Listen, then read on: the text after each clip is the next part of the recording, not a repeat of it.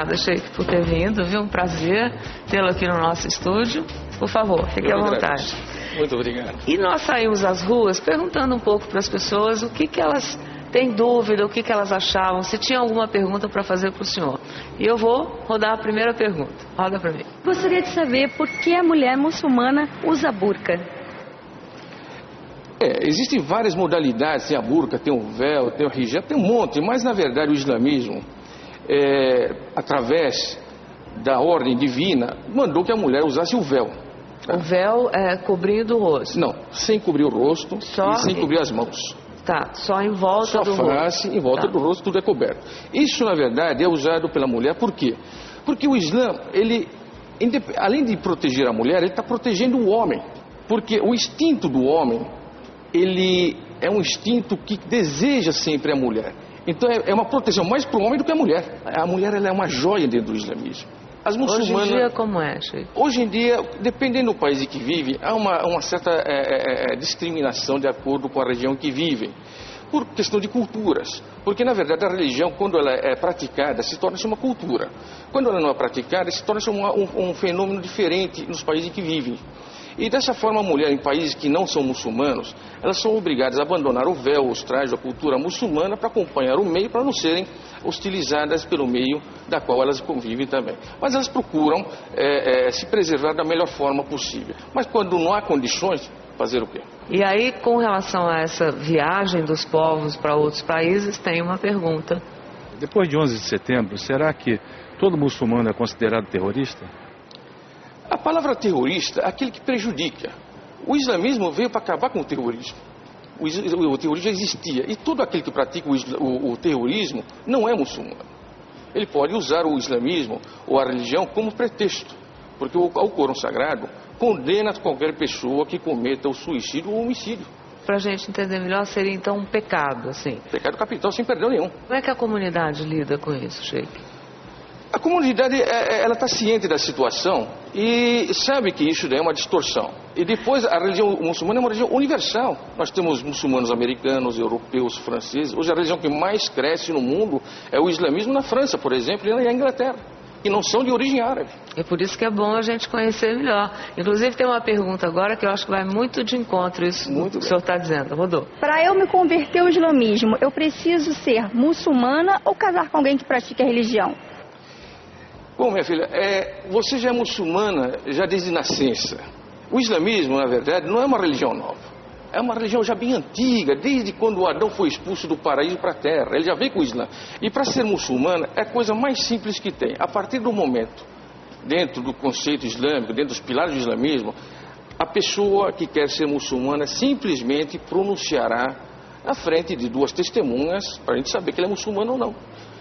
Que testemunhe que não há divindade a não ser Allah único. Allah quem seria? O criador dessa existência. É o criador meu, seu, de tudo que existe no mundo. Ele é o dono de tudo isso daqui.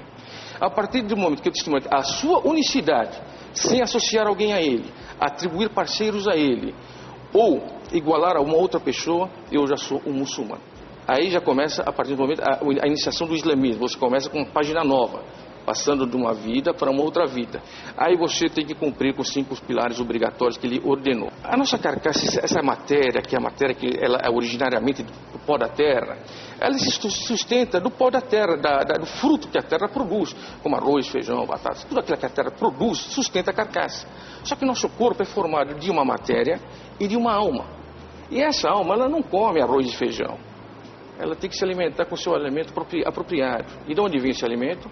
Divino. Aí onde cada muçulmano é obrigatório a rezar 5 vezes ao dia. O que seria isso aí? É a sua ligação.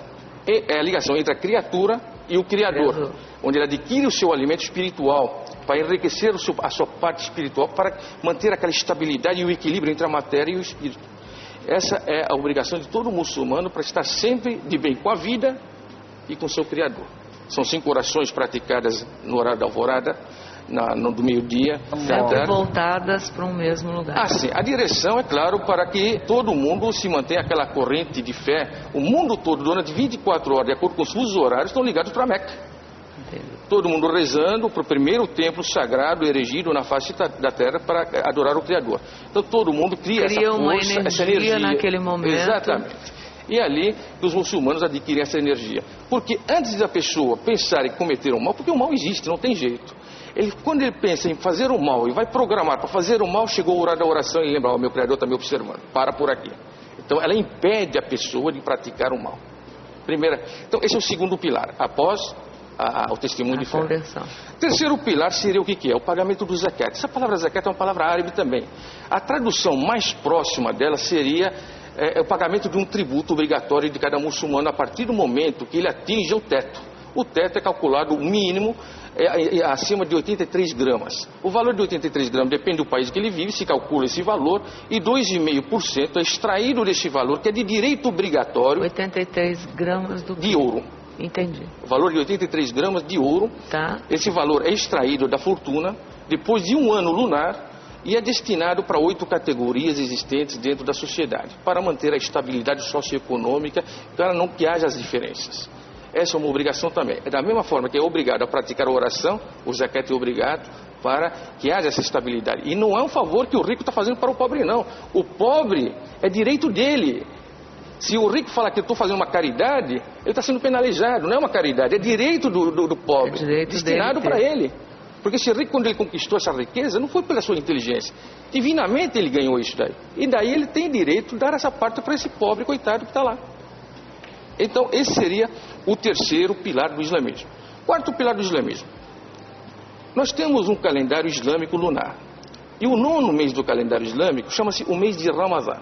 Que foi nesse mês que foram reveladas todas as escrituras sagradas. A Torá, o Evangelho, o Corão, as escrituras de Abraão, de Noé, todas as escrituras celestiais foram reveladas nesse mês. Em respeito a esse mês, o Criador nos ordenou a jejuar esse mês de Ramadã para nós muçulmanos. Que é a abstinência do muçulmano desde a alvorada até o crepúsculo do dia. Ele se abstém de comes e bebes, de relações sexuais e disciplina o seu espírito, a sua maneira de relacionamento com o seu próximo. É uma educação, uma escola, na verdade, por ano, onde cada muçulmano tem que praticar para se tornar uma pessoa mais simples, entender a posição da pessoa mais humilde. Essa é a posição do islamismo. E a recompensa é divina. Ela não vem por recompensas de humanos. Então seria o quarto pilar. E o quinto pilar seria a peregrinação à Meca. O que seria isso? A peregrinação à Meca é onde foi erigido o primeiro templo sagrado na Arábia Saudita, numa cidade chamada Meca, onde tem a Kaaba, um cubo preto. Todos os muçulmanos vão lá fazer um congresso internacional. Nós temos um congresso diariamente, que são as 5 orações diárias. Temos o congresso semanal, que é a congregação de sexta-feira. E temos o congresso do mês de Ramadã, quando termina, por exemplo, no final dele há uma comemoração, um congresso. E no mês do sacrifício também temos um congresso. E o congresso maior seria a peregrinação à Meca, para aquele que tiver posses e condições para poder visitar a Meca. Uma vez na vida. Pelo menos uma vez na vida, se tiver condição. Caso não é cobrado dele. O islamismo ele é muito laciável. Ele não exige aquilo que o ser humano não pode cumprir. Ele dá condições para ele praticar, ele incentiva. O bem. Sim, o bem. Agora, ele não obriga. Porque o ser humano tem o livre-arbítrio. Se não tivesse isso, o islamismo fosse obrigar, então o livre-arbítrio estaria fora.